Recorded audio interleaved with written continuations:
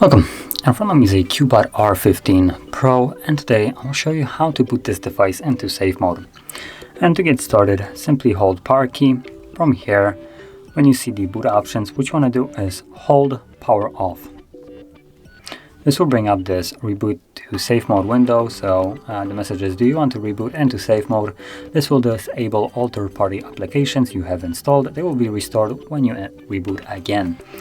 So let's confirm that, and while it's rebooting, I'm going to describe briefly and quite simply what it does. So as an example, if your phone's battery, like I said, as an example, is draining really quickly, or your device is running slowly, stuff like that, and just general things that would not be normal for your device, then you can boot your phone into safe mode and see that if that problem still persists in safe mode.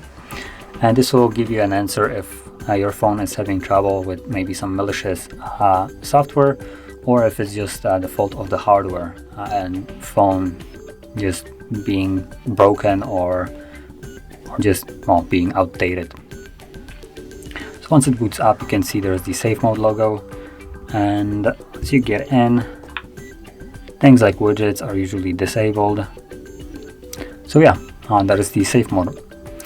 Now once you're done with the safe mode, all you need to do is hold the power key and this time tap on restart, and when the device boots back up, it will go back to the normal mode, and safe mode from the bottom left corner will simply disappear.